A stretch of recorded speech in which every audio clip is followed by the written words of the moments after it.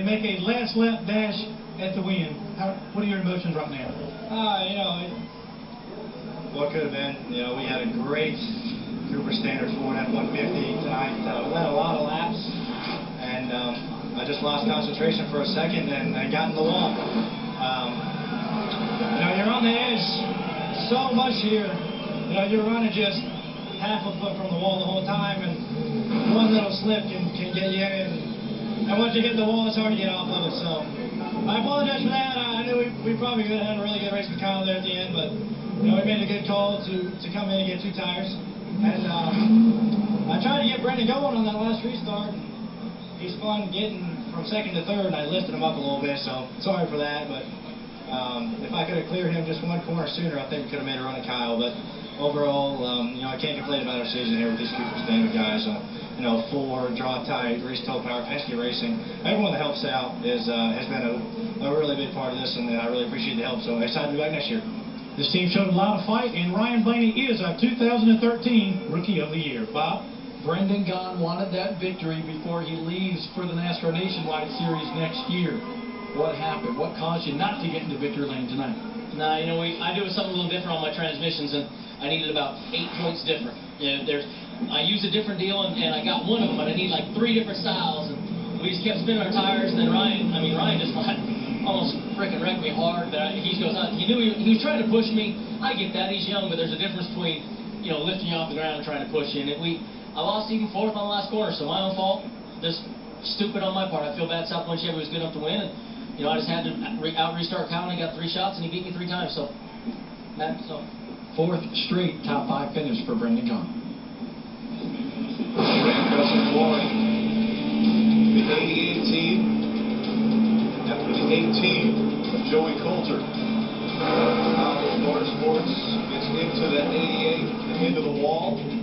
Matt Crafton and that team able to bounce back and finish on the lead lap all 22 races. Matt Crafton completed every single lap. The truck was good enough to do a burnout, but just not good enough to hold off the likes of Jeff Ackley and Weller and DJ McLeod. Those guys all got around the late in the going and most of the ownership. We're going to hear from race winner and series champion when we come back to Homestead. Championship week, our first champion will be crowned here at Homestead Miami Speedway.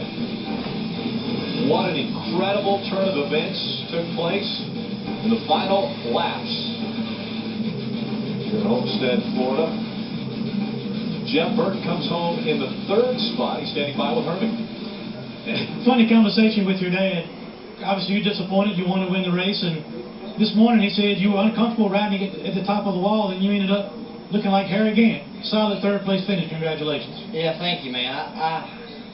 It's a good points night for us and stuff. I just hate it for my guys that I screwed up right there. We're getting a little too tight, and the only way I could catch Kyle was start running it in hard, and I would slide up a little bit, and I just ran in a little too hard, got a little air tight, slid up and hit the fence. Yeah, right there. Just a little frustrating, but good recovery, man. That shows the kind of race car we had. We drove from 25th to 3rd in 4 laps, and I'm ready for next year and trying to go win a championship. Just got to thank all my partners, Arrowhead, for me to be here. If it wasn't for them, everybody at home, hey, and Career Tank Lines, Pacific Equipment, and Rocky Ridge Trucks. And we'll be back next year to go get a championship. That's Jeff Burton. Very solid effort for the 4 team. Ray? Here comes Kyle Busch out of the... One team goes to another. They save your season, and you come back and wheel this truck to a top 5 finish. What does that say about you, this organization, and everything you went through? First of all, thank the Lord. And Matt Crafton, the guy's been trying to throw motorsports. Glad to see them get the championship. They had it down coming in here, but I'll tell you what, this is so cool to have friends like Mr. Turner Scott Motorsports, and all these guys will work so hard on this thing, and Mr. Hendricks to give us a motor, and Smoky Mountain Herbal Snuff staying aboard, coming with us and making this thing happen in the last 3-4 days. This is cool. I mean, these guys worked their guts off just to get this thing there, and it was so fun to go down there, and you walk down there and get in the truck, and there's 4 or 5 crew chiefs from everybody from Turner Scott and some of the other crew chiefs, and that says a lot. That makes me feel proud of what I've done through my career and everything else. So hopefully we go back there and REMEBER with Mr. Turner and see if we can get something worked out with Smoky Mountain Herbal Snuff.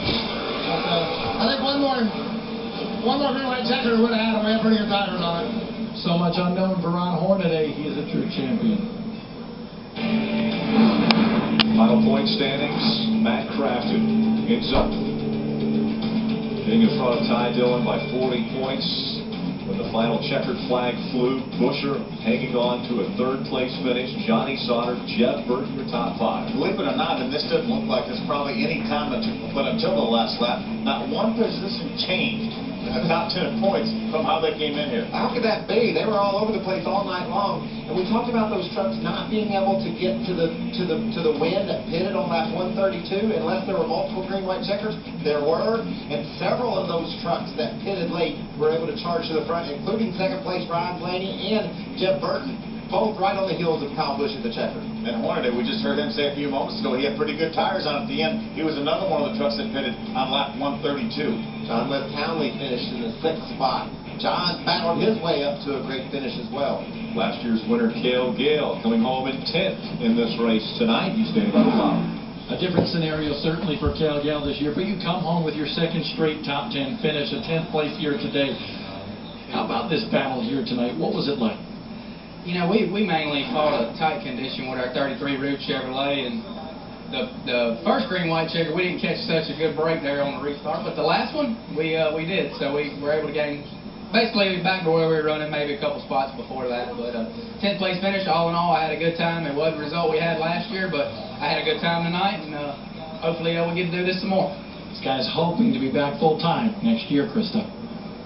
Thank you, Bob. And I am standing on the championship